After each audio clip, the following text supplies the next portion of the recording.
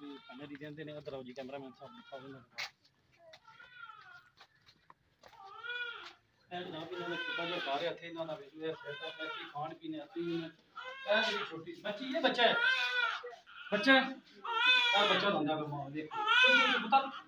Cameraman साहब देखो है जी बच्चा छोटा माशाल्लाह डिले होया है तो ऑपरेशन थोड़ा खराब हो गया उसकी वजह से कुछ दिनों का ही बच्चा चुप चुप चुप बच्चा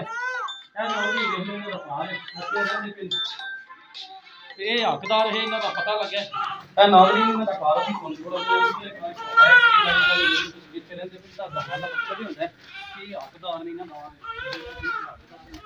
और अजकल दौर ही तुहानू पता है अस्पताल जाना जो अमीर बंदे बड़ी मुश्किल अफोर्ड करते हैं इस तरह के जो गरीब बंदे ने उन्होंने वास्ते बहुत ज़्यादा मुश्किल हो जाती। बिस्मिल्लाहिर्रहमानिर्रहीम अस्सलाम वालेकुम वरहमतुल्लाहि वबरकातुहू। नाज़रीन इस वक्त अपने पिंड करनाने में मौजूद हाँ स्टेशन से इन्हों का घर है तो यह तुहानू पीछे बैकग्राउंड से नज़र आ रहा है इन्हों का घर है इन्हों की बच्ची का डिलीवरी का केस ही होया तो वो खराब हो गया अबू दे भी इन्हों के पैसे लग रहे हैं काफ़ी दिन हो गए ने मैं इन्हों की इतला पहुंची है लेकिन बिजी होने की वजह से मैं नहीं आ सकिया तो वो कहते पैसे लगते पे ने डेली तकरीबन दवाई दारू वास्ते जाते हैं वो पैसे लगते हैं ऑपरेशन खराब हो गए तो जी बच्ची उन्होंने वालदा साहब मेरे नाल बैठे ने उन्होंने असीं करने गलबात। अस्सलाम वालेकुम। अच्छा जी माँ जी पहले नंबर तो ये गल दसो जी मैं शुरू की जी बच्ची है तुहाडी उहदा ऑपरेशन होया तो सही मसला होया या खराब हो गया? खराब हो गया। किहड़े अस्पताल गए? अच्छा तो जिहड़ा बच्ची बच्चा होया वो ठीक है जी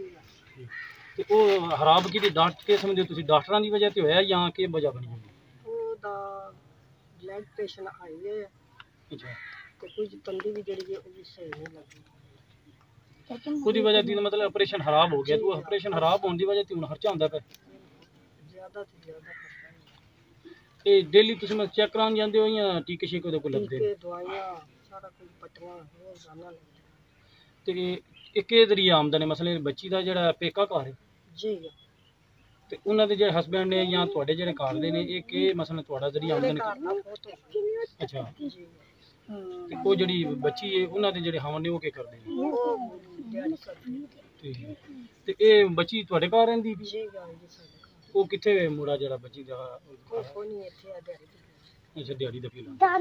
ये किस तरह निजाम चलदा है तुहाडे घर दे हालात भी सी वेखे किस तरह चलदा है? अल्लाह ही चलांदा है पिंड दा बंदा आंदा है कोई मसलन मदद मदद करदे नहीं या कोई नहीं वैसे कोई नहीं आया हाँ शायद पिंड विच आपू ही जाएगा तो जे किसी को झाड़ा नहीं ठीक है ਉਂਝ मसलन कोई बंदा नहीं आंदा कि रमजान ते ही आऊं जी इस केस विच तुसी बंदे नाल गल कीती कोई बंदा है ना कोई नहीं आया अच्छा जी बच्ची है ओदे तुसी दसदे पे ओ सास भी फौत हो गए जी ओदे बच्चे भी 6 ने बच्चे अच्छा ओ छोटे छोटे बच्चे ओदे ही क्या है खड़ी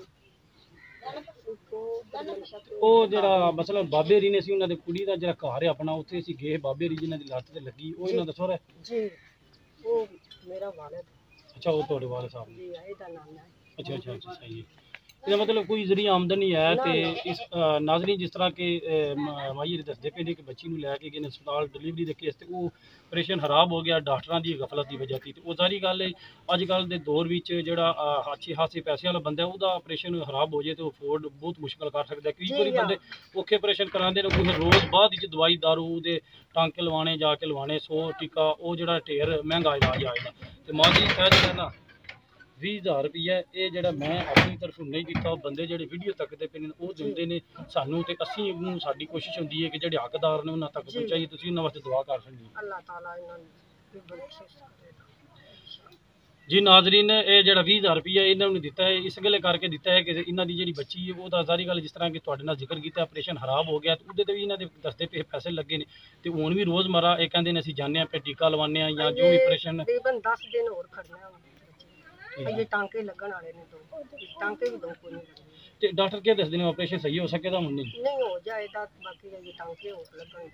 बस थोड़ा जना ये इलाज या करना पड़ेगा जी।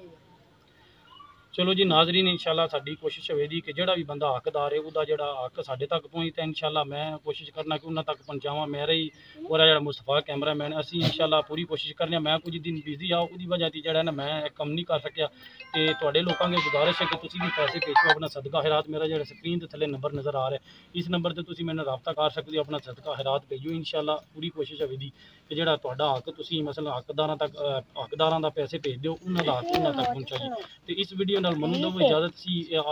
ਵਾਇਸ ਨਾਲ ਵੀਡੀਓ ਇਹ ਮਸਲੇ ਇਸ ਦੁਆਨਾ ਵੀਡੀਓ ਵਾਈਂਡ ਅਪ ਕਰਨੇ ਆ ਕਿ ਇਹਨਾਂ ਦੀ ਜਿਹੜੀ ਬੱਚੀ ਉਹਨਾਂ ਦਾ ਇਨਸ਼ਾਅੱਲਾ ਇਲਾਜ ਠੀਕ ਹੋਵੇਗਾ ਤੇ ਉਹ ਜਿਹੜਾ ਨਾ ਇਨਸ਼ਾਅੱਲਾ ਭੈਣ ਜੀ ਜਿਹੜੇ ਨੇ ਠੀਕ ਹੋ ਜਾਣਗੇ। ਇਸ ਵੀਡੀਓ ਨਾਲ ਮੈਨੂੰ ਦੋ ਇਜਾਜ਼ਤ, ਕਿਸੇ ਹੋਰ ਵੀਡੀਓ ਨਾਲ ਕਿਸੇ ਹੋਰ ਘਰ ਕਿਸੇ ਹੋਰ ਮਕਾਮ ਤੇ ਤੁਹਾਡੇ ਨਾਲ ਦੁਬਾਰਾ ਮੁਲਾਕਾਤ ਹੁੰਦੀ। ਉਸ ਵਕਤ ਤੱਕ ਅੱਲਾ हाफिज़। पाकिस्तान जिंदाबाद।